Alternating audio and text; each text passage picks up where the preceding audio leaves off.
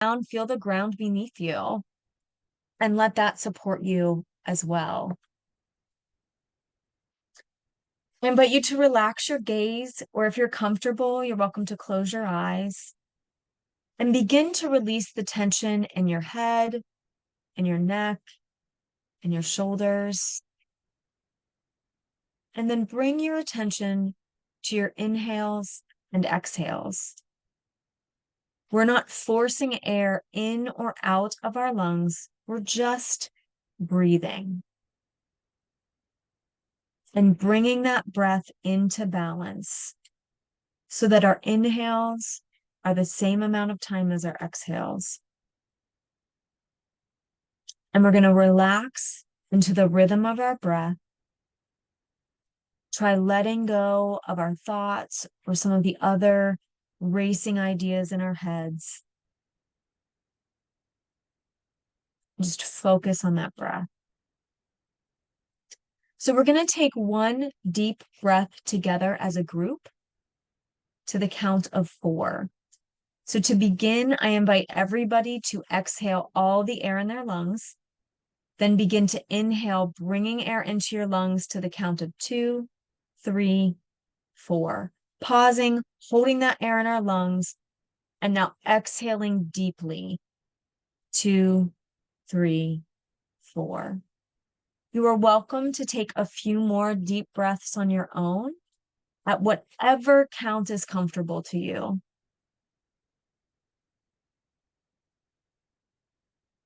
And while we're taking those deep breaths, we want to take this time to acknowledge the survivors that are in our training and the survivors that we help as advocates. We want to acknowledge the impact interpersonal violence has on all of us. And especially starting our training on this day. And just take a moment here.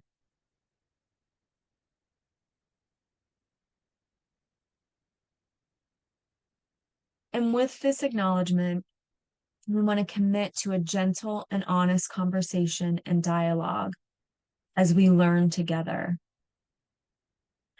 Some of the content in these presentations and throughout this series may be triggering or cause strong emotional reactions.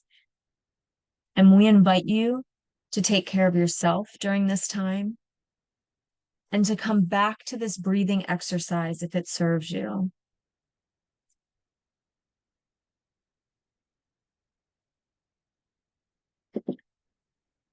If you were deep breathing, you can return to a normal breath.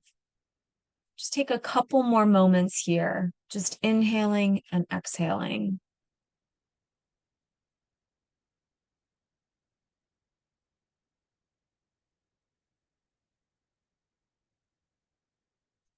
When you're ready to come out of the exercise, you can begin by moving your body, maybe wiggling your fingers and toes, shaking your head back and forth, shrugging your shoulders, stretching,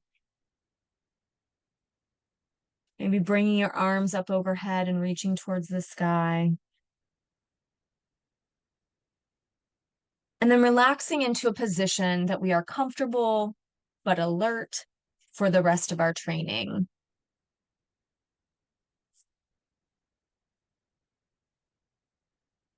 So we are going to begin today just talking about some of our training objectives. What are we going to learn together today? So we're going to define and review the crisis intervention process. We're going to discuss the importance of a trauma-informed approach to crisis intervention. We're going to introduce best practices for managing difficult situations. And we're going to build and practice some crisis intervention skills at the end of the training. So what is crisis? How do we define it? And so what we think of crisis and the full umbrella of the definition might be a little different. So crisis is an acute emotional upset arising from developmental, situational, and social sources and results in a temporary inability to cope by means of one's usual problem-solving devices. And you'll hear me say this last part of this definition a lot throughout this training. So there are three different kinds of crisis that we like to talk about. And the first one is developmental. And this is just the result of normal human growth. This is just the crisis that you experience by being human. So these are common among humans. We share some of this across the board. So there are things like moving, having a baby, retiring, losing a job. Like they're kind of part of our developmental process, graduating from high school or a different kind of schooling. That doesn't sound like something that would be crisis. Some of those are very joyful, right? Having a baby, graduating, buying a house, but they can also, kind of temporarily overload our nervous system as well and put us in a state where we're having a hard time coping with the usual ways we cope. The next one is situational, and this is what we think of when we think of crisis. It is an unanticipated event that's often random, sudden, shocking, or catastrophic. So when we think of crisis, we think of these random, shocking, unexpected, really catastrophic events. So this is where sexual assault falls. Sexual assault, rape, being a victim of another crime, sudden death, a diagnosis of a terminal illness, a natural disaster, a car accident. These are all situational crisis. And the last one we want to talk about is socio-cultural. And this occurs when situations or events that arise out of cultural values or the social structure that are directly related to gender, race, age, class, and sexual orientation. So we've seen some examples of this in the last couple of years, like the Black Lives Matter movement due to police violence, or the collective trauma and crises of survivors during the resurgence of the Me Too movement, where we saw massive increases in hotline calls and overall services for survivors. So this is an important level of crisis to talk about because this can also inform situational crisis. So someone that's experiencing crisis because of a socio-cultural event, if they've had a situational crisis like sexual assault, that could put them back into that inability to cope by means of one's usual problem-solving devices. So someone may come to you in crisis about a situation that happened to them years ago, but and we have words for that, triggering, post-traumatic stress. We talk about the ability of our mind to go back into that crisis state. So those are important things to think about right at the top of this presentation as we are talking about crisis intervention. So let's define at the beginning of this presentation also, what is crisis intervention? So it's when an advocate identifies and assesses and intervenes with an individual experiencing crisis. It's immediate and short term, and it assists the individual in restoring equilibrium. So helping them bring back to balance and reduce the effects of crisis in their life. So this is happening at this time. It's helping them at this time. It's not talking about future help. It's just kind of getting them back on track in a way. That's a way to look at it. Though we indicate in this slide that crisis intervention is short term, the skills involved and that we're going to talk about today can be helpful to use with survivors with whatever you're helping them with. And sometimes a survivor might be in an acute crisis, like they're really totally overwhelmed. Their nervous system, their brain, it's just totally overwhelmed. Sometimes they're just in a state of stress about an incident that maybe happened before.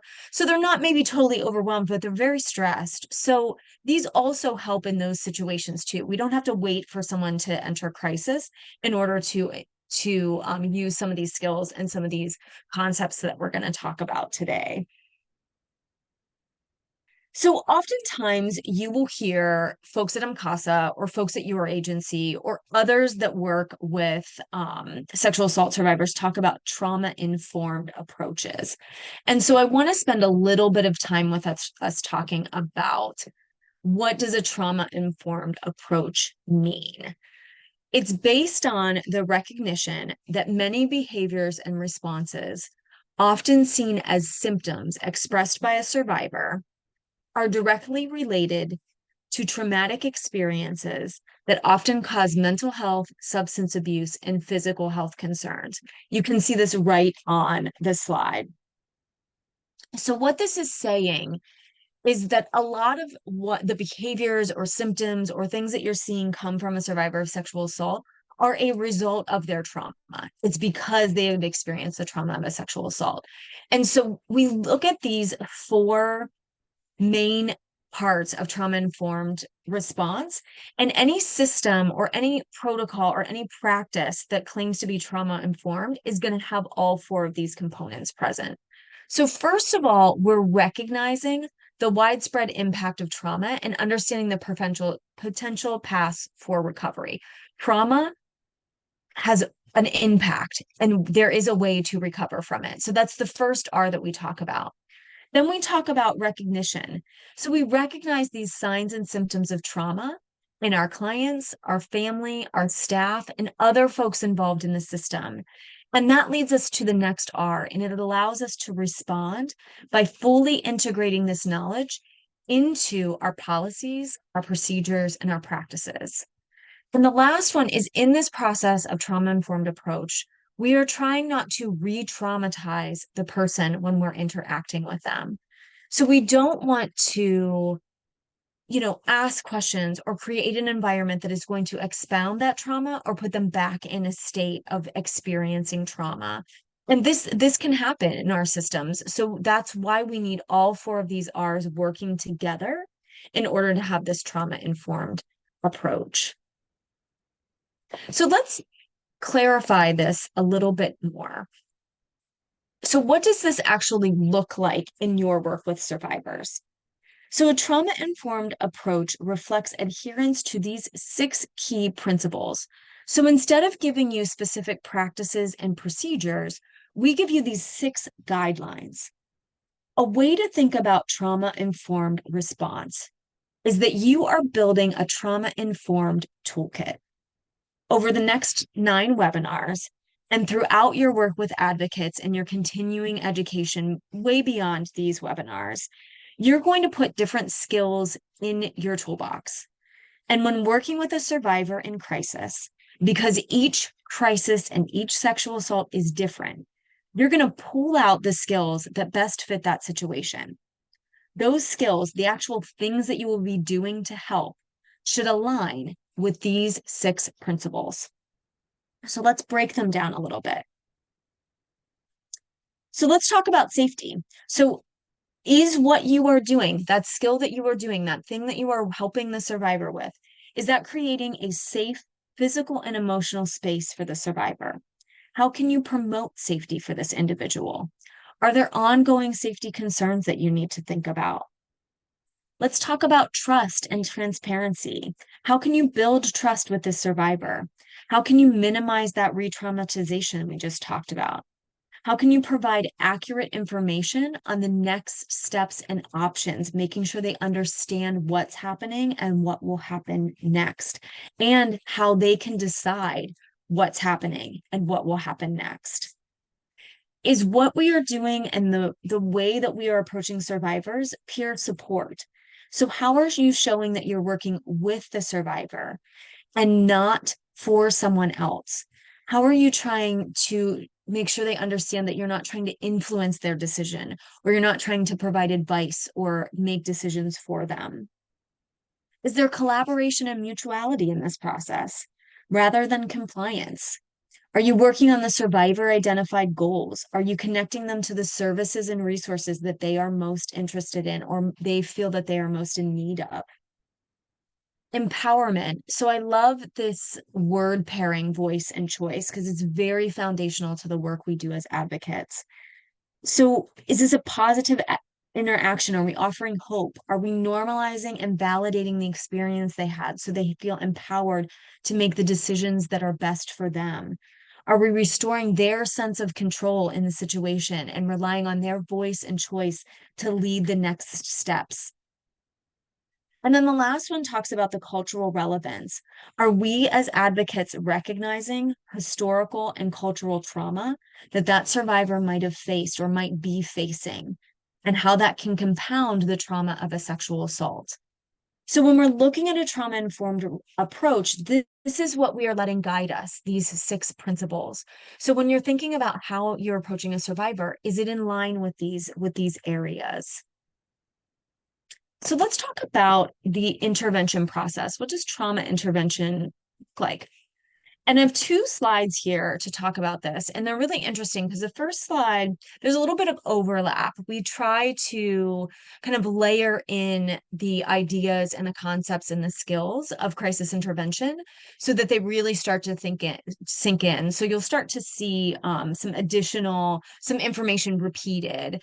And that's to help us connect all of this together when we're talking about crisis intervention and our advocacy with survivors.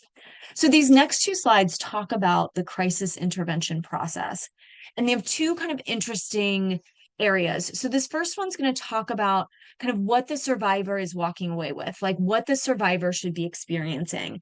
And the next one is going to talk about a little bit about how you as an advocate get to here. So no 2 survivors are the same. So we treat every situation with the uniqueness that a survivor deserves. So that's why we don't have step 1, do this, step 2, do this. We have more of these concepts and theories and a whole host of skills so that each situation can be that you're in can be addressed with the uniqueness that it needs. This is an outline and guide to make sure that you're providing the survivor with the care and resources that they require in that moment. And active listening, focusing on and validating the survivor through our body language and through our tone of voice are all very important here. So in a crisis intervention situation, you want to help the survivor identify the crisis. What's happening? What put them in this state of overwhelm and this inability to cope as normal? Like what is the crisis? And you don't have to define this to a pinpoint, but it just helps us kind of frame up what's going on. You want, during this process, the survivor to understand available resources and how to access them. What can help them and how do they get that help? You want them to become empowered to make their own informed decisions about what is good for them next. And you want them to believe in themselves. So, as an advocate, you're providing that positive support so that they have the ability to regain control of the situation and really feel like they can make those decisions that are best for them. So, that's kind of the concept of what you're doing during crisis intervention. This is how you are doing it. So you want to establish rapport. So crisis intervention cannot be successful if there's a lack of comfort and support between you and the survivor. And this is a really interesting way of saying it because the survivor is not going to be comfortable in any kind of crisis intervention, especially if this is a survivor that you are meeting for the first time. They're not going to be comfortable, whether they're in the hospital, calling you on a hotline, they're in a courtroom. Like these are not comfortable areas, but you want to try to build as much trust between you and the survivor in the amount of time you have that you can. So we're always trying to make that very good first impression. You're assessing the situations. We talked about this in the last slide. You're paying attention to the body language of the person, their tone, your tone. You're especially paying attention to tone in the conversation if you're on the hotline because you can't see that person. You're on a phone call with them.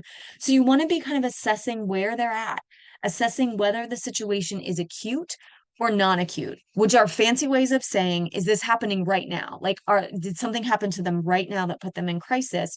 Or is this something that's happened a while ago that has brought them back into a crisis state? And are they contacting you, like I said, immediately after the assault, or are these memories that have brought them here? They both are crisis, but they both might need different approaches. For example, if this is an acute situation, something just happened or happened very recently, we're going to talk a lot about personal safety. Are they in a place where they are physically safe? Is the abuser or the person that hurt them still around? If it's acute, we're really gonna be trying to assess that very quickly. If it's a non-acute situation, meaning it happened a while ago, but they're now in this state of overwhelm or they've been brought back into this state, of overwhelm or being an inability to cope. We're still going to be concerned about safety, but their likelihood of being physically safe is a little bit higher. So those are a couple of ways to distinguish how we're assessing that situation. What's going on? What is the crisis? And this middle one, this third bullet, is really the core of crisis intervention. So it's really the core of our call or our visit or our telehealth appointment with the person in crisis.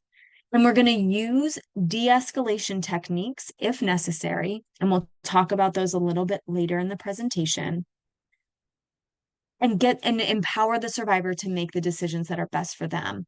So we're going to talk through resources.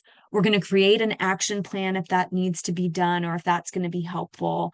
And we're going to base all of this on the decisions the survivors making. So we are in partnership with them in this intervention. So we are there to provide the information and support, and they are really leading this to the best of their ability. And if they don't feel like they're in a position of leading it, then we're supporting them until they do. This last part is sometimes not talked about in the crisis intervention process. But in my experience, I spent 10 years doing direct service work with sexual assault survivors. This last part was really important and sometimes really a little bit, people like to skip it. But I think the closure in a survival crisis intervention or any experience with a survivor is really important.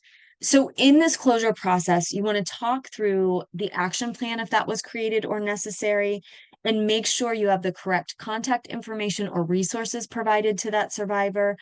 You have their contact information if that's necessary, and they have the contact information and resources they need before you close out this intervention. Be prepared to answer any last questions that they might have. This is really important with things talking about safe exams or the legal process or reporting or confidentiality concerns. Make sure you're ready to answer those final questions. And if there is any part of the action plan or this intervention that you are doing afterwards, such as taking their contact information and loading them into your agency's computer system, or referring them by sending their name and their contact information to your counseling department so counseling can follow up with them for an appointment. Make sure that you relay this information clearly to the survivor and double check that it's the correct information and that they're okay with you doing that.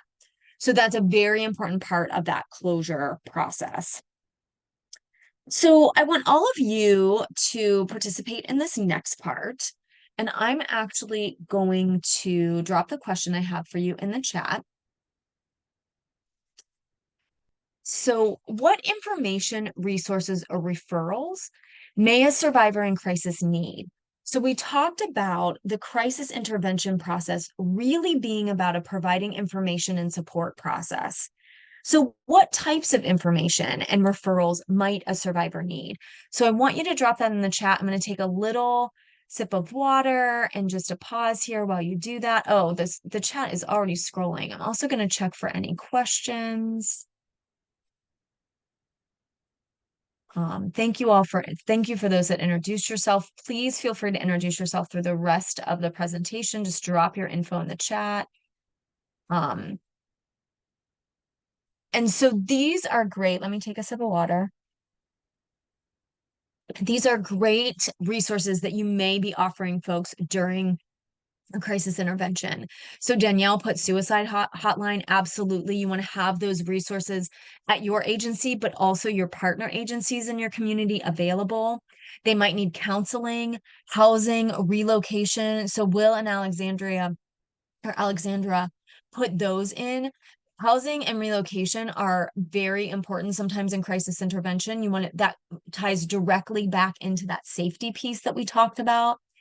Counseling and legal help, local mental health services, a trauma group, they may be interested in that. That's an excellent one, Danielle. Paige also put in here, Paige and Kelly put in here about shelter and emergency shelter, medical services, protective order information. Stephanie dropped that in the chat. That goes back to that safety as well. food resources, domestic violence shelter counseling. All of these are great answers. So thank you all for participating in that. And those of you, it's definitely, some of you have done this before and probably offered these, which is great. Oh, I love the person that put transportation in here too, especially if you are in a place like a hospital or a courtroom, they may need transportation. So I think that that's a very important one. Um, so, oh, great. You all did a super job on this. Thank you for these comments. You can continue to add them in there. Um, what I will say is we will be learning a little bit more about these resources as we go through our training. I also want you at your agency, if you have not already, and many of you probably have folks at your agencies that have done that, I want you to encourage you to start collecting those resources. Keep them in a binder, keep them in a shared folder, but making sure that on the spot you're able to offer those. You know how to offer transportation, you know where the shelter is, you know how that works both in your agency and with partner agencies that may also need that. That may also offer services to survivors. So as we continue our conversation about crisis intervention, I want to talk about some do's and don'ts. And these are really important things to keep in mind. Some of them are going to feel like repetitive from the last two slides, but that's just because of how crucial they are to a crisis intervention. So I'm going to read some of these do's and don'ts to you. So we want to provide that empathetic support. Number one, that's what we're doing. Active listening, absolutely at the top of the list. Asking open-ended and grounding questions. You do not need to know the who, what, where, and why of an actual incident to help someone. The questions you're going to be asking, instead of how did this happen? Who did this to you? When did it happen? This is what you're not going to be asking those questions about the incident. You're not investigating it. It's not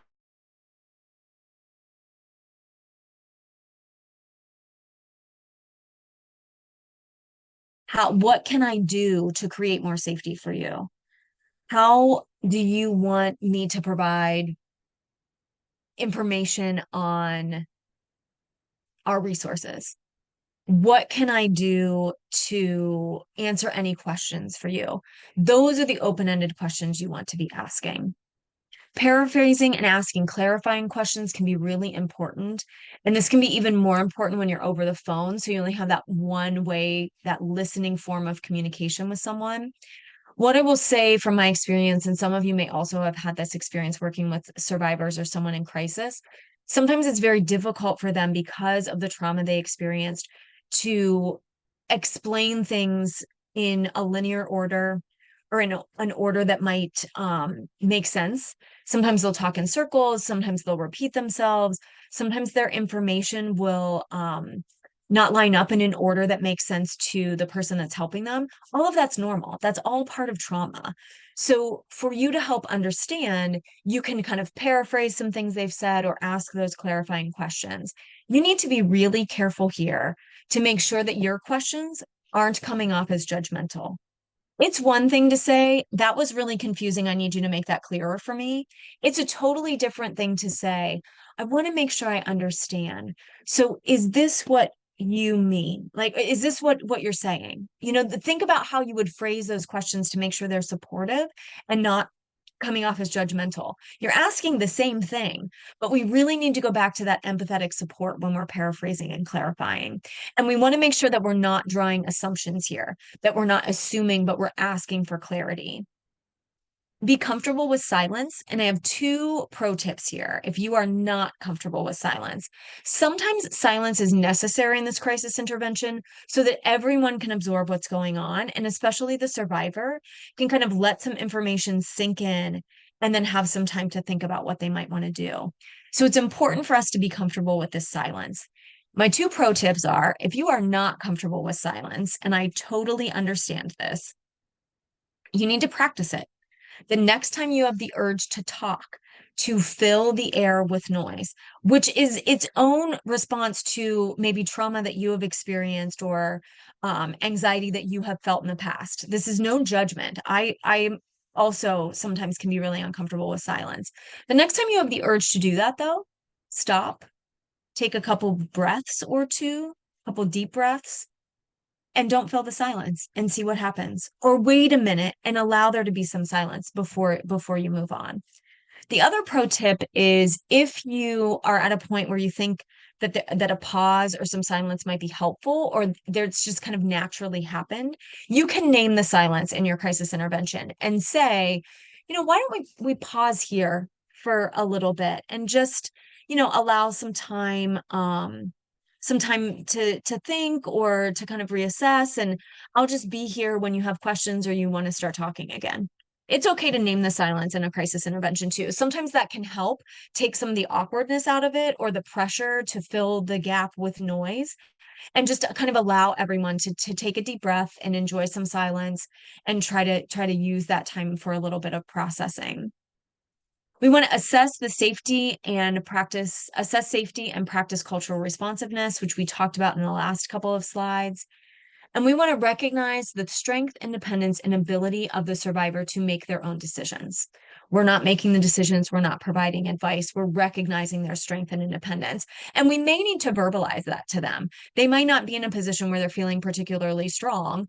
So we may want to say, like, this takes a lot of courage. This takes a lot of strength to do. You are in control of this situation here. You get to make the decisions. And then going through those closing steps again and providing that closure by talking about what's happening next, making sure all of the information is correct at the end of the interaction as far as contact and referral, and making sure you're very clear about what your next steps are after this crisis intervention. So one of the reasons we start out our training program, oh wait, we have to go over the don'ts. I almost forgot that.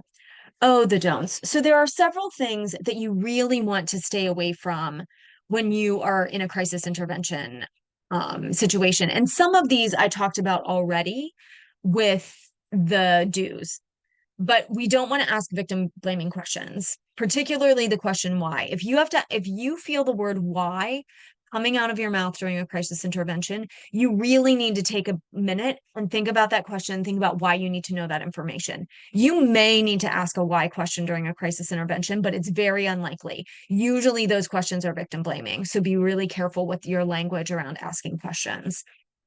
You don't want to disclose personal information as much as possible under the circumstances. And this is a little interesting because there are some situations in crisis intervention where you may be making some small talk with the survivor.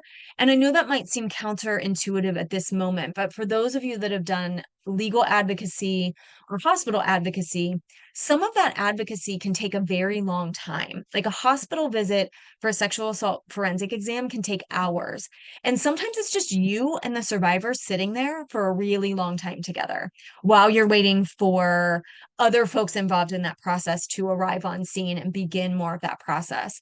So I will share some experiences from my crisis intervention as part of this. When we talk about not disclosing personal information, you don't want to disclose information about an assault that you experienced or an abusive relationship that you might have been in, or any personal information you would not want someone else to know, whether that's about your family or more information about your background. Like it's unnecessary for you to disclose that. And you do not need to feel like you need to do that during a crisis intervention. That information is personal to you, and your health and safety and mental health as an advocate is also important in this process. What I will say is sometimes in a process of working with a survivor in a long crisis intervention, like a hospital visit, there may be personal information that comes up that's pretty benign. It's not really important. You would tell any stranger this information.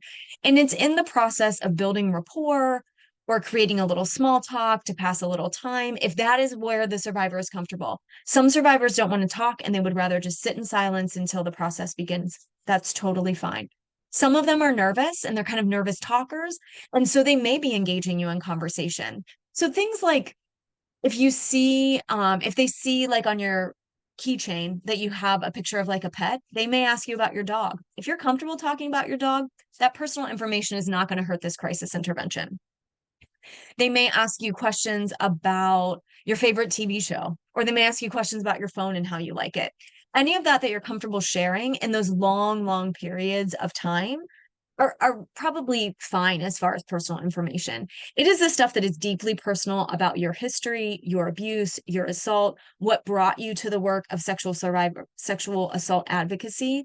Though that's the personal information that you do not want to share during a crisis intervention. They may ask you, and if they ask you a question that you're not comfortable answering, my advice to you as an advocate is to say, I'm here to support you. I really want to keep the focus on you and what you need from this situation in order to make the decisions that are best for you. You can kind of redirect the conversation in that direction. This is not the time for diagnosis. So if you are trained as a professional counselor, a therapist, a social worker that can diagnose mental illness or other kinds of disease. If you work in the mental or physical health field, this is not the time for that. So crisis intervention is not your time to diagnose someone. So don't go down that road. You don't want to tell the survivor you understand their situation, even if you have been through something similar. This is about the survivor. This is not about your past or your experiences. Not that those aren't important. You bring that as an advocate, but that's not what's happening during this crisis intervention. You don't want to ask leading or why questions, which I talked about in the first bullet point. You don't want to ask questions that are off topic. So you're not going to ask them about pets or phones or TV shows if that is off topic at that moment. If we're supposed to be focusing on a hotline call and what's happening, we want to stay focused on that. We don't want to focus on reporting or make survivors feel like they have to report. And we really don't want to take survivors' reactions personally. The way a survivor reacts to a situation is really impacted by the trauma they've experienced. So they may be angry, they may be frustrated, they may say things that are hurtful. That is not, that's not personal to you. That's really what they're going through. And like I said, your personal experience or your personal safety, mentally and physically is also important in this interaction. So if their personal reactions get to a point where they are really uncomfortable for you, then there's a protocol for working with your staff at your organization to make sure that experience is safe for you as well. And you don't want to overwhelm the survivor with too much information. And this is one of the huge pitfalls of crisis intervention, especially for new advocates that are doing this work, because you want to be really helpful and you have a lot of great information that's going to help the survivor, but they might not need every detail of information that you have in your head to help them make decisions. So you want to start with like kind of some broad information and then narrow it down as they have more questions about a resource or a referral. So trying not to overwhelm them or taking up too much space in that conversation so that you are feeling really useful. You want to make sure that you're really working with them on the information that they need and that they can process in that moment. So one of the things we want to do right away is talk about managing the difficult situations in crisis intervention. And we do this because people have these questions. Like they right away, if they haven't done crisis intervention, kind of go to the worst case scenario. So we're like, why don't we talk about the worst case scenario kind of right here at the beginning? So we've talked about what crisis intervention is. We've talked about that trauma-informed response. We've talked about what the survivor needs out of the crisis intervention, and we've talked about what you will be doing in your role in the crisis intervention and how you're getting that support or how you're supporting the survivor in that situation. So let's talk about tips for managing those difficult situations. So much of what makes a crisis intervention difficult is a normal trauma response. Anger, confusion, numbness, crying. This is all response to trauma. So it's not unlikely. So not all of your interactions with survivors are going to be crisis, and not all of them are going to be crises that are difficult to manage, but some of them might be. So let's talk about how to prepare for that. So you're going to evaluate the situation in a little bit of a different way. At this point, if something's really difficult, you're going to talk about or think about, not necessarily talk about right away, you're going to think about what is making this intervention difficult? Why is this not going well? So you might pause from your assessment of what is the crisis to why is this difficult? What's happening that's making this harder? This could be something on the survivor side. So maybe they don't want to talk or they can't talk. They've kind of frozen up in that situation.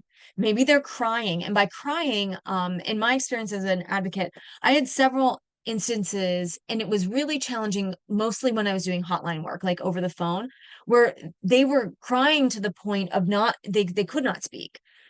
This is a normal reaction to trauma, but it made the situation difficult because they couldn't tell me what was going on. I was just kind of listening to them crying. And we'll talk about what happens specifically with some of those instances. They might be distracted or they could be intoxicated. All of those things could make the situation difficult.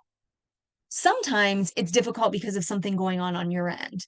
Maybe you're distracted or this interaction has triggered you into a state of emotional overwhelm.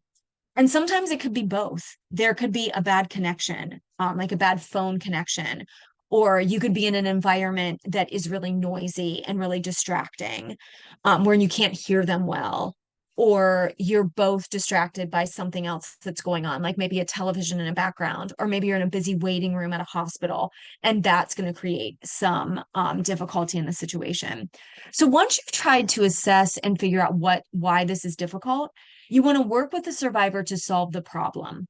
So, for example, if you're on the phone with someone and you can't hear them very well or they seem distracted, maybe you can hear a TV in the background. So you can work with that survivor to see if they can go to a place that's quieter or maybe turn off the TV. If they're in a state of crisis or stress, they may not recognize that there's a TV on in the background. So it's okay for you to say, like I'm having a hard time hearing you. Is there a place that you can go that might be quieter where I could hear your voice more clearly? And they might be like, oh, I'll just turn off the TV. Like I didn't even think of that. So those are some ways you can work together with them to kind of address some things that might be making that interaction difficult. You can validate what's happening and acknowledging the difficulty in them seeking help. So if someone starts to get really upset and cry really hard, or they can't talk and they're having a hard time talking, it's absolutely 100% okay to say, this is really hard. You were really brave in reaching out for help. And acknowledging that them seeking help is really difficult. Sometimes that can help calm them down a little bit. You want to validate what's happening and the emotions that are around that. So if they are getting really upset, if they are getting really frustrated or angry or sad, all of that is part of the process. So it's okay to validate that and express that this is part of trauma. This is part of what they experienced. What they experienced was really terrible. And this is part of that. You want to provide resources. You want to do this in a way that it's appropriate in a difficult situation. You don't want to just like launch right into everything your agency can do. But if someone's having a hard time talking to you about what happened, you don't need to know what happened to tell them what your agency does. I think this is sometimes a way to really connect crisis intervention different than what you might have seen in mainstream or what you might have imagined. You can say to someone that's having a hard time explaining to you, like, hey, would you like me to maybe talk about some of our resources? So that and then maybe you can ask me some questions and see if any of that kind of applies to what's going on or what you're feeling. In that situation, you want to talk about your resources at a really high level. You don't want to go into super great detail. You just want to kind of give them an idea of how they might connect to your agency and get some help. You can always invite the survivor to take time to reflect, make decisions, or rest. Especially, I want to put a little caveat here, a little asterisk here. So you can invite them to take time, reflect, and rest. This is particularly helpful if someone cannot speak to you, like in a hotline call or a telehealth call, or if they're in a situation where they are in the hospital and they just need a minute. You can always invite them to do that.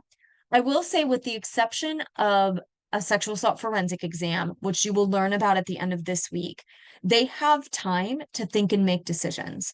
Sexual assault forensic exams are time limited. They have to happen within a certain amount of time from the sexual assault. And the closer they happen to the sexual assault, the more evidence can usually be collected. So you want to make sure, if you're saying, hey, take the time you need and call us back when you're ready, that they understand if they were assaulted within that time period, that they do have some additional options that they might want to consider sooner rather than later.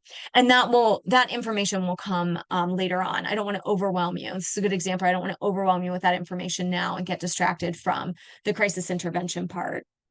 You want to reassess their safety. Maybe the situation got difficult because something in their safety, something in their environment has threatened their safety. And that might be if you're doing a face-to-face or something through video or something through call. So you want to continue to assess that safety if the situation is getting difficult or for some reason got suddenly more difficult. You want to ask grounding questions if that's appropriate, and I will walk you through grounding in our next slide. And if necessary, you want to move towards ending the interaction. So the intervention, the call, the telehealth call, if the situation has just gotten very, very difficult for both of you, it may be time to end that and come back to it when it's more appropriate. So I will say for this process, you need to consult your own organization's protocols around this. If a situation becomes unsafe or difficult, how do you end that interaction or pause that interaction for an amount of time that gives the survivor the time that they need to process? We are always focusing, even when stuff is difficult, on empowering the survivor. And the one last thing I want to end on for this slide is don't forget that this person came to you. They called your hotline. They came to the hospital for a safe exam. They made an appointment for advocacy through your telehealth process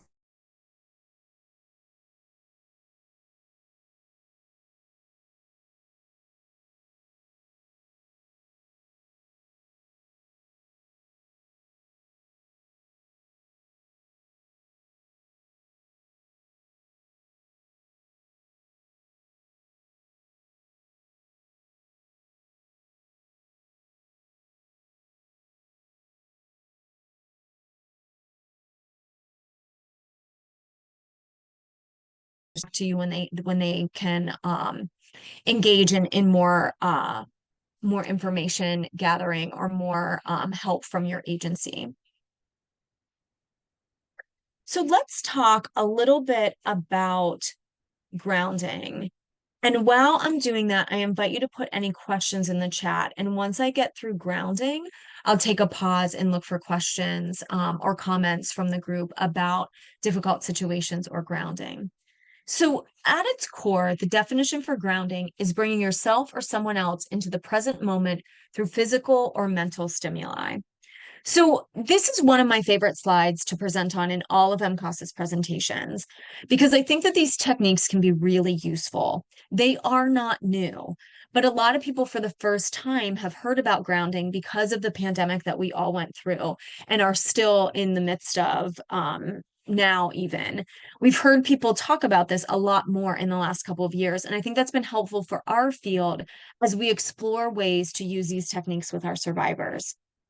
There are many, many ways to ground yourself or to help someone else ground. What I want to start by saying when it comes to grounding and talking about this techniques is during a crisis, this is not the time to be fancy. We want to use simple, easy to relate to, and understandable techniques when it comes to grounding.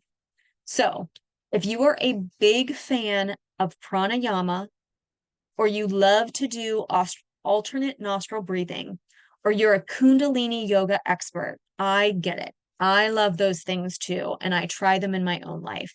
But crisis is not the time for any of those complicated techniques. And if you are listening to me and you don't know any of those words I just said, don't worry. Grounding is simple to learn. It's not hard. And you probably are already using it in your own life, even if you don't realize it. So before we get to some specifics on this grounding, I want to say that grounding will not work if that is not what the survivor needs. So addressing the problem that they're having in the moment is important. Do not use grounding as a distraction or something to keep yourself busy or feeling useful. So a great example of this is you can't ground someone who isn't in a safe place. So the first thing that you need to do is get them safe. Like we're talking about safety, grounding is not the time for that. Someone can't do deep breathing practices if the person that assaulted them is still in the same space as them. That's not going to be helpful. And this is a really good time to talk about the difference between real and perceived threat and how our brains work. And at the end of the week, I think on Friday, you're going to talk about the neurobiology of trauma. So this is just a little appetizer before you get to that webinar at the end of the week that's going to really break some of this down and how our brains react to trauma. But so a real threat is something that is immediate, someone that's in immediate physical danger. So that is, so their body is reacting to the danger that their mind is perceiving. And that might be because the danger is imminent. It's right at that moment. So that is not the time for grounding. And typically those times are at or near the time that someone was assaulted. However, a person in a courtroom with the person that assaulted them weeks or months ago, their brain is going to register that as the same amount of threat and danger, even though that person is unlikely to physically attack them in that courtroom. There's going to be lots of protections between them and that person. Mentally and emotionally, that person is going to try to attack them, but physically, they're not going to do that. So, a grounding technique, bringing them into that moment, bringing them back from that assault they experienced months ago into the courtroom or the meeting room or the living room that they might be in right now, is a time for grounding. So, your body can, like we talked about at the beginning, they can be going through a crisis over something that happened a long time ago. And grounding is really helpful in bringing into them into that present moment. And we're going to talk about how to bring them back into that present moment by using some of these techniques. So I encourage you as well, all of the stuff that we're talking about can also bring you back into the present moment. So if you are struggling with some distraction or some stress or some overwhelm, you can use some grounding techniques to bring you back into the present moment too. And I suggest that you try some of these on yourself, whether it's a really stressful moment or just a mildly kind of stressful or uncomfortable moment, to see how they work for you and how you might implement them in your crisis intervention with survivors. So let's talk about breathing techniques. This is probably the simplest and fastest way to ground someone. And I love this because some of this is automatically happening in your body when you start to change your breathing. So you don't have to do anything except for breathe, and your body will start to calm down. So just focusing on your inhales and exhales and taking deep breaths can help calm your central nervous system. So you don't have to tell your central nervous system to calm down. In fact, you can't really tell your central nervous system to calm down. What you're doing is taking those deep breaths, and your nervous system is reacting to that. And so that's a really great technique for grounding.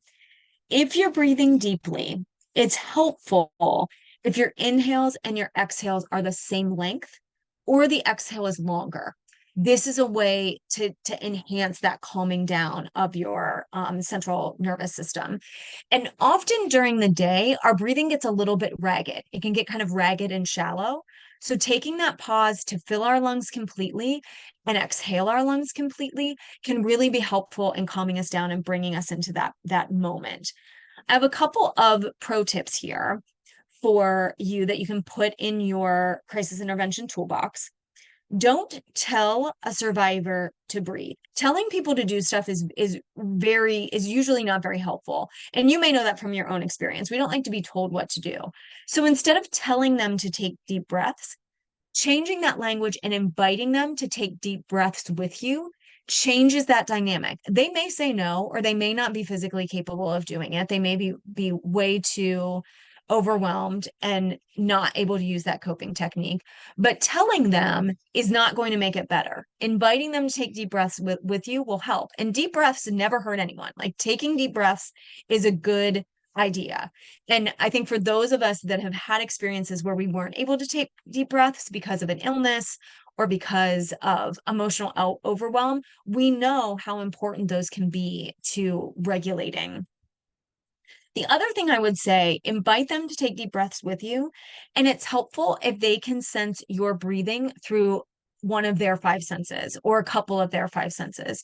So if you're in person with them or on video with them, they can see you breathe. So, like, you can see me inhale and exhale if you're watching my video. You can see that happening. If you can also make it audible so they can hear it. This is really important on the phone. So you can inhale and exhale a sigh so that they can start to follow that rhythm. So if they can see and hear you, that can be helpful in this technique to ground someone. It's also helpful. This is my last kind of sub pro tip. And I don't know the science behind this. Someone on the call today might know that, and I invite you to share that. It's helpful to exhale like you're exhaling through a straw. So, like puckering your lips and blowing the air out in a smaller kind of area. I think the science behind it is it probably slows the exhale down a little bit, but exhaling like you're exhaling through a straw can also help trigger that central nervous system to calm down. So, those are a couple of things that will help with a breathing technique and a way to engage that with a survivor. So, physical grounding techniques connect your body to the present moment. So, sometimes we can get really rolling in our head, right? And these will help us bring us back into the moment using physical stimuli.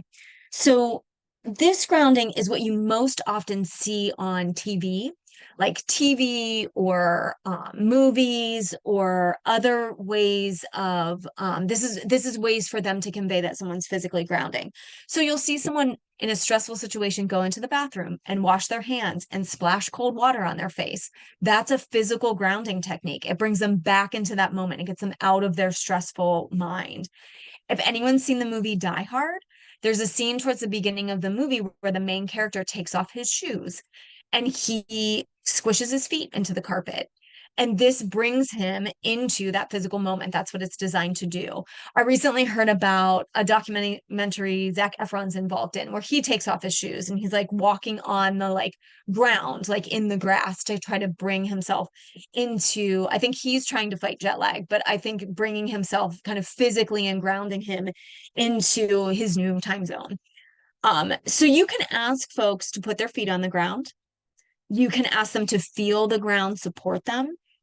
You can ask them to hold something that brings them comfort, a pillow, a blanket, a stuffed animal. For those of you that have experienced stress and have pets, you know that petting your cat can bring you kind of out of that stress a little bit or help manage that stress. You can ask them if they want to drink, or they can get a drink of something hot or cold, to kind of help bring that physical sensation, use that physical sensation to bring them back into that moment. They can run hot or cold water on their hands, on their face, to kind of stimulate coming back into that moment. Or they can move, they can stand up, they can walk around, they can sit down, they can physically move, and that will help as well. So mental grounding is the last one that we want to cover. And this is taking us back into neurobiology of trauma a little bit.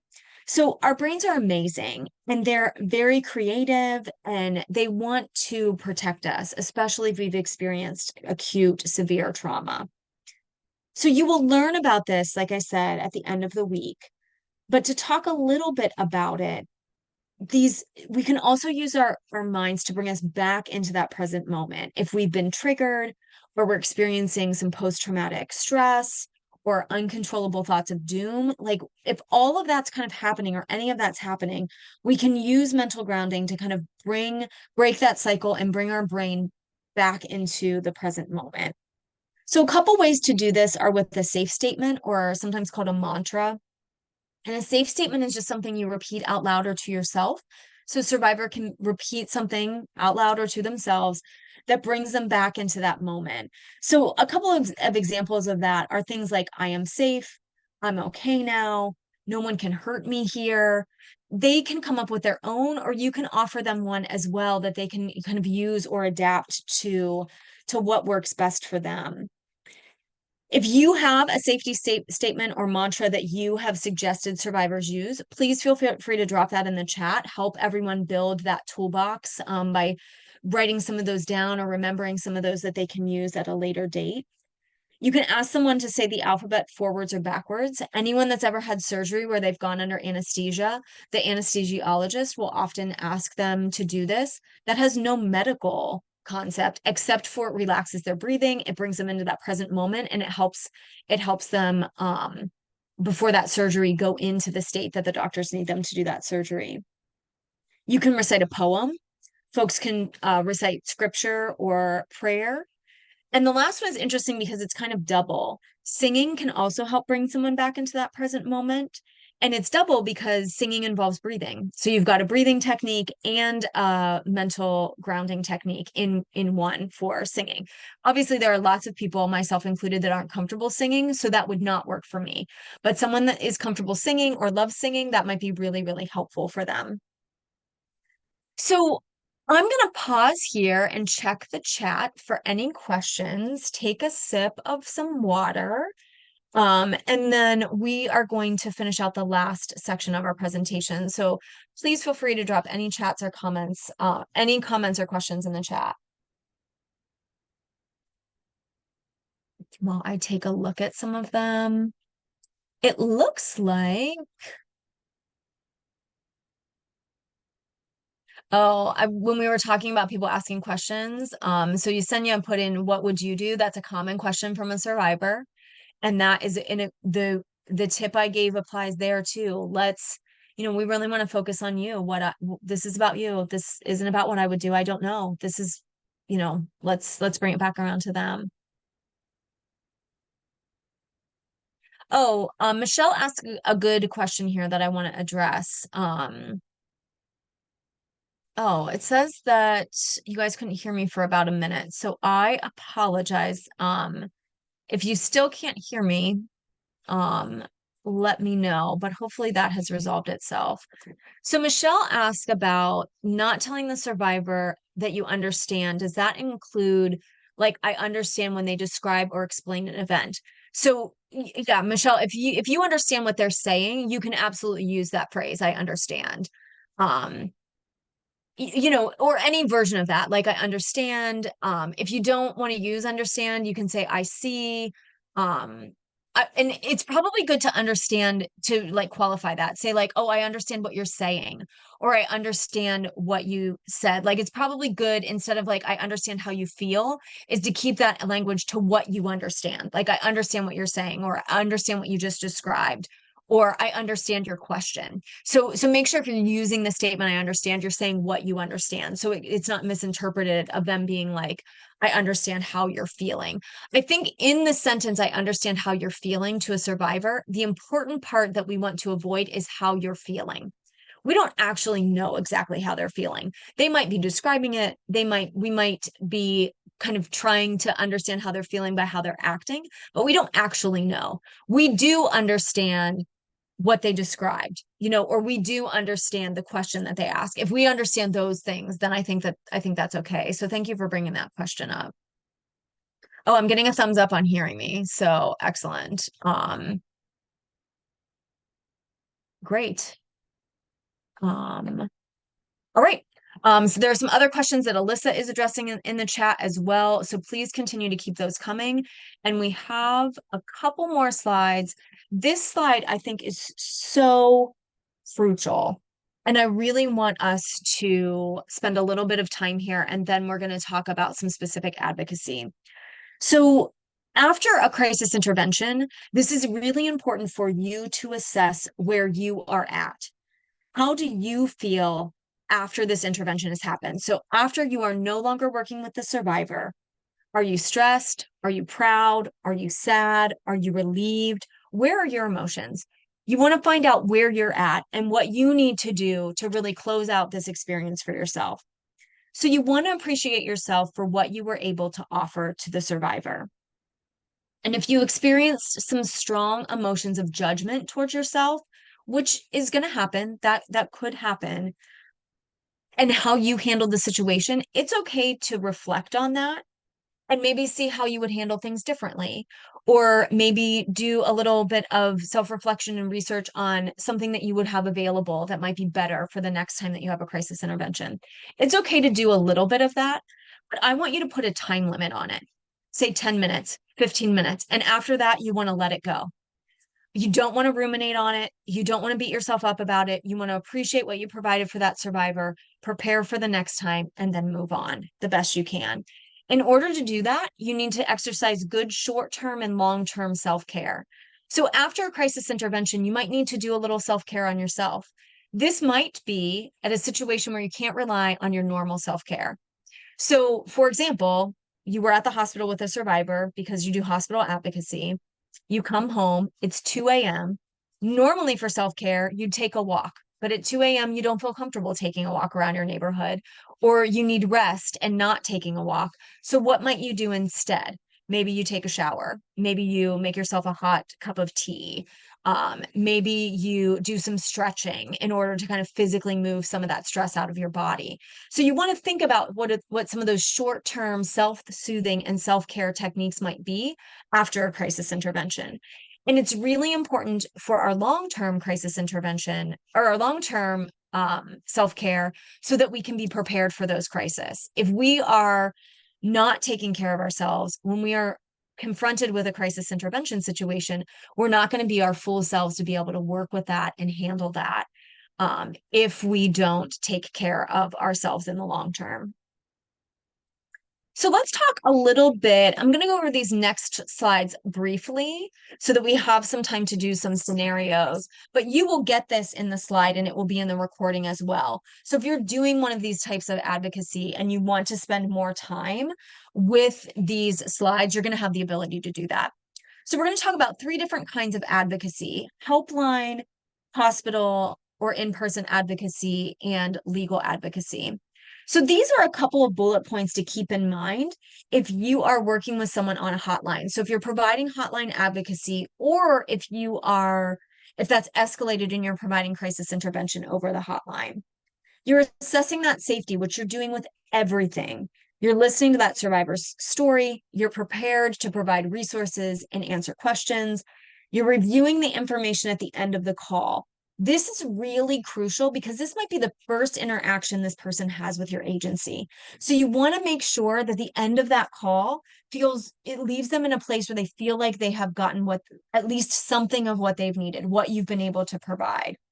You can always invite the survivor to call back. Any hotline call I ever did, at the end of the call, I was like, we're here all the time. We're 24/7. You might not get me, but you'll get someone that has the same training I do and they can really help you and they're going to be ready to answer those questions. So inviting them to call back is a great way to end that call. And the whole point of a hotline call is usually, not 100% of the time, but most of the time, it's empowering that survivor with information. So we want to be providing them with information and really empowering them with information so that they can really do what's best for themselves, make the decisions that are best for them. So let's talk a little bit about hospital or in-person advocacy. You will have a whole training on the sexual assault response team and information on sexual assault forensic exams as part of that, including hearing from a forensic nurse examiner. So if hospital or in-person advocacy is part of your role at your agency, you're going to get more information on this. If it's not, this is really valuable information for you to have so that you can share it with a survivor that may be trying to decide if they want to have a forensic exam or go to the hospital. So the main focus, so one of your main focuses, so what you are really doing in hospital advocacy is maintaining focus on the survivor's needs. There are many folks that are involved in a forensic nurse exam or even a medical exam in an emergency room involving a survivor. You are the only person that is just there for the survivor. You're not investigating. You're not offering opinions to law enforcement. You're not hospital staff. You're not providing medical care. You're not collecting evidence. Other people are doing that. You are there for the survivor. This doesn't mean that those other folks aren't trauma informed. It doesn't mean that they aren't also helping the survivor, but you're the only one there that's exclusively there for them. They also all have other roles. So you want to use these folks to, help you as well, especially the forensic nurse examiner. They are there for the survivor too, but they're also doing other things like collecting evidence and doing the medical exam, which is the more important part, even than collecting evidence, is checking the survivor out for any medical needs. So you want to kind of understand that too, that they have these other roles. I will say that when the forensic nurse examiner arrives at the exam, they're usually also the person that's kind of directing everything. They're like the air traffic controller. So they're making the decisions usually on what happens next. So the idea is that you're all working with a team, with them kind of being the team leader, because they're the ones that they have the biggest role of collecting the evidence, doing the medical exam, making sure all the paperwork's done. So you're supporting that process by being the person that maintains their focus on the survivor. So you want to provide information on, sorry, I got distracted by my slides. But you want to provide information as well to assist in any immediate transportation, shelter, referral needs, or also providing information on the safe process. The forensic nurse exam can answer these questions as well, but if the F&E forensic nurse examiner is not there, then you will need to be the person that's providing some of that information to the best of your ability. You don't want to make stuff up or answer stuff that you don't understand, but you want to provide as much information as you can if they're asking questions specifically about the exam before the nurse examiner is there. You want to, nobody else in that process is usually thinking about what happens at the end of it: transportation, shelter, referrals, services, clothing, if their clothing is taken as part of the exam. That's your role, is to focus on those other needs. It's not that the other people involved don't care about those things, it's that it's your role to focus on that. You want to address other injuries or safety concerns that the survivor might have. This could include like injury or damage to property, like maybe they've had a car that's been damaged, or something has happened with where they would live. So how are you helping with those shelter and those other things that are happening after the exam? And you may want to develop a plan for follow up with the survivor. And typically, if you are doing this kind of advocacy, your organization is going to have a plan for follow up. Are you calling this person within 24 hours after the exam? Is your counseling department going to get a hold of them and do a follow up? What does that look like for the survivor? And make sure that they know how that's going to work. The last advocacy I want to talk about is legal advocacy. So, legal advocacy is working with a survivor to educate them on the legal options and to help them navigate the legal process. So, this is a little bit different than other types of advocacy because takes place over a long period of time. Hotline advocacy is usually a 20-minute or less phone call. Hospital advocacy is usually a 3 or 4 hour process. Legal advocacy may be months or possibly years of work with a survivor. So that's one of the big differences. And in this process, you're providing emotional and safety planning support for them. You can assist them sometimes both in civil and criminal court, which is both of them are court, but they're a little bit different. You may be attending hearings or court proceedings with the survivor. So you may be actually going with them to those proceedings, whether it's a court proceeding or a meeting with someone that is part of that process. You're explaining legal terms. You're supporting the survivor through the steps of that process and what they are doing as part of that process. And you're providing the survivor with information so that they can make informed choices. It's important as a legal advocate to know the history of the justice system's biases and its importance and its impact on that survivor. So those are all important things for us to know as we're doing legal advocacy. What I will caution against is you cannot practice law if you are not a licensed bar attorney, and that's not your role in the agency that you're doing. You're not a lawyer in this situation. So don't try to be a lawyer and don't provide legal advice. If they need legal advice, your job as a legal advocate is to connect them to the lawyers and counselors that can provide that, the attorneys that can provide that. I like to tell this little anecdote from my experience doing legal advocacy. I did legal advocacy a couple of times with survivors. It was not a full-time job for me. But one of the most important things that I did was explain to them a couple of things about going to the court. I always made sure they knew where to park. I made sure they knew how much parking was. Even if that money can be reimbursed, they need it at the time. Even if parking is going to be $20 and they can get that reimbursed through the system somehow, they still need $20 to park that day. So making sure they had that, making sure they knew where to park, making sure that they had to go through a metal detector as they went into court. This was a game changer. And the way for every time I said it, I was like, okay, I'll meet you here. We'll go through the metal detector. Every time they were thankful for that information. And I think the reason was because if they weren't expecting it and they were already upset about going to court over sexual assault, can you imagine seeing a metal detector and having a stranger in uniform tell you something like, oh, you have to remove your belt or you have to take off your shoes?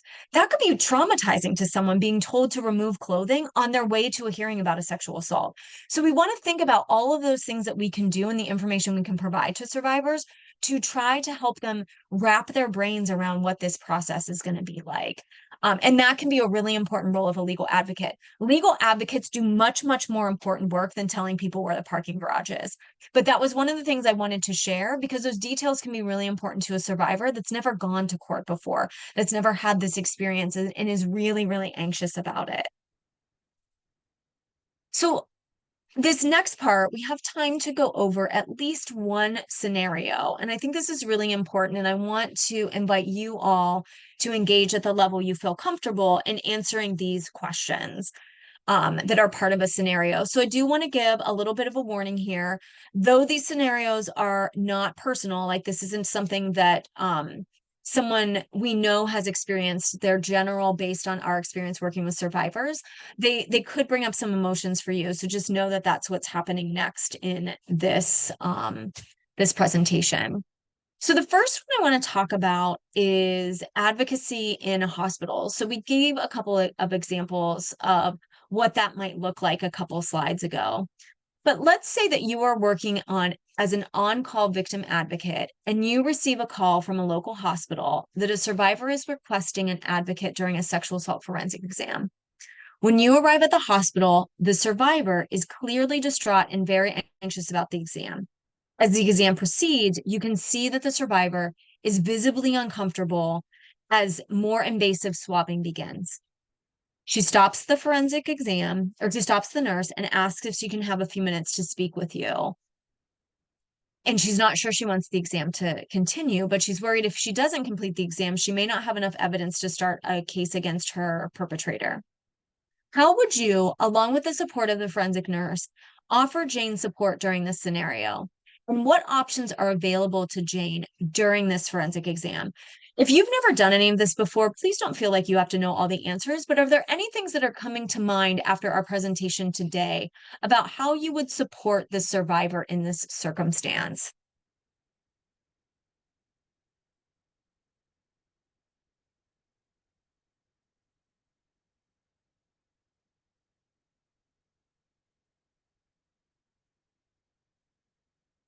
So if anyone wants to drop in the chat what support they would provide the survivor.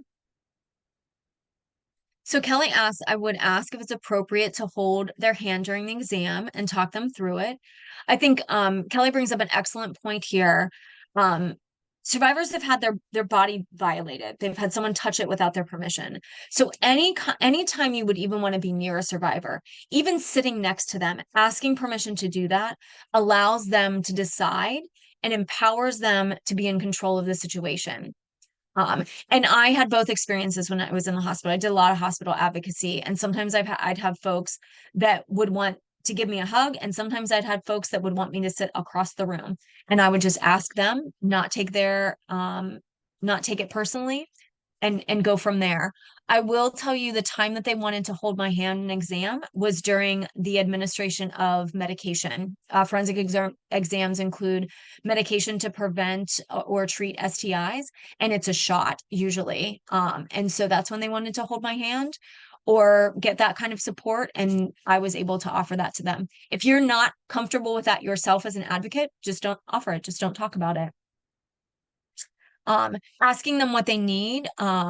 Excellent. Sandy says, offer my presence in the exam room if that's permittable and being in the room. Some survivors want advocates in the room, some of them don't, but asking that permission and providing that support if you're able to is great. I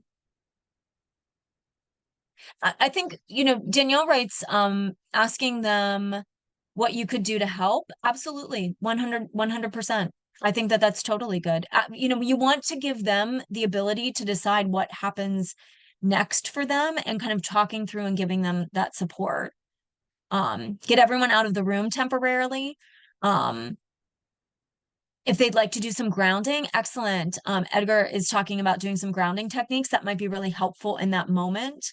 What would make them feel secure and comfortable at that moment? All great. I didn't get to read all of these, but this is all along the right line, the correct lines.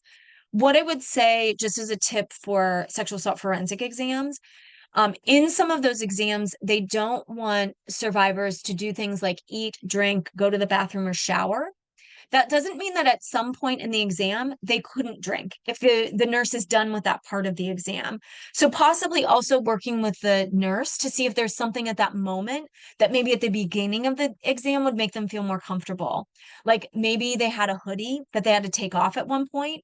Maybe we could put the hoodie back on, for some extra warmth or some extra comfort. Maybe we could take a 10-minute break and allow them to scroll on their phone on and watch videos that make them feel comfortable for just a little bit of time to regulate. There's all kinds of creative ways to do this. So excellent, great job. I think we have time for, I'm going to put one more up here, because I think this is a good one, and then we'll kind of wrap up while we're reading this one. So this is a hotline advocacy one, and you are on the phone, the hotline phone with John, who identifies as a gay man. The survivor's calling because he's been experiencing harassment from his roommate, who identified as a female. He identified as a female, and she's recently assaulted him. John tells you the roommate has always made remarks about how she wishes he was straight, because she was so attracted to him. And one night, as John is walking to his bathroom after a shower, the roommate grabs the towel and gropes him. John calls the hotline because he's unsure of his options. So please feel free as we wrap up to drop any comments about what specific resources you might offer to John. As we're waiting for some of those comments to come in, if you have any other questions, please put them in the chat. Please fill out our evaluation for this session. Alyssa just dropped it in the chat, so make sure that you fill that out. The link will also be included in our follow-up email, so you can catch it there as well. There's lots of great things in the chat. So offering some legal resources, offering shelter if that's where they feel like, if they are feeling like they are in danger of additional physical violation, asking them if they're in a safe place at that moment. Absolutely. Talking about relocation. Legal resources are also helpful because there are some things, if they don't feel like they immediately need to move out, but they don't want to wait 10 months for their lease to be up, there are some legal remedies that might help them. So these are all great examples of advocacy and resources that John might need in this situation. So friends, thank you so much.